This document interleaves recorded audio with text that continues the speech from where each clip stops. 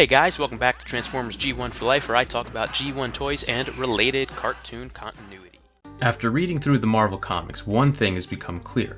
The G1 cartoon and comics tell completely different stories. For example, the Dinobots have different origins, and now the debut of the Constructicons is no exception. It's straightforward, they were created by Shockwave using the Creation Matrix program, and that's that. The cartoon, however, would give a rich backstory to the Constructicons over a couple of seasons, which in my opinion is superior to the comics depiction. First introduced in Season 1, episode Heavy Metal War, we're told quickly after completing a mission for Megatron that they were created in some caverns in 1984. They were worth the time we spent building them in these caverns. So you would think that would be the end of it, but the G1 cartoon wasn't always consistent with its lore.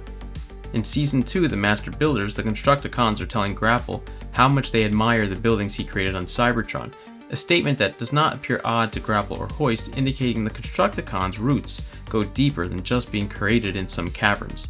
And later on, Five Faces of Darkness showed us that the Constructicons not only existed millions of years ago on Cybertron, but they helped to create Megatron. But how can this be?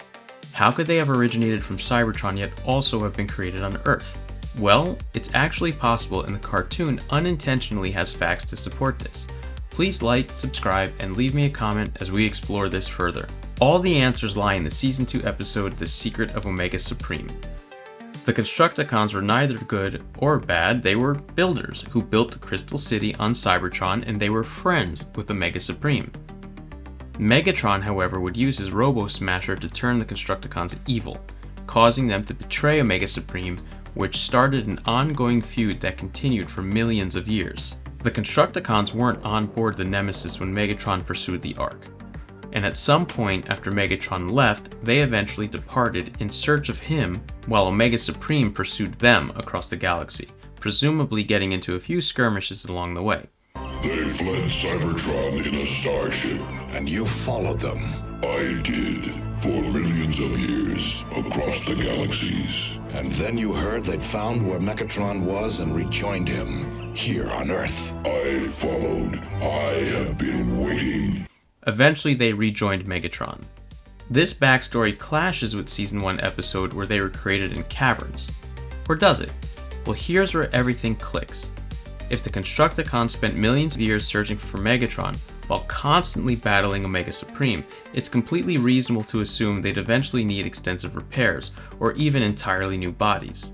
So upon rejoining Megatron in Season 1, this is when those repairs were made in the caverns.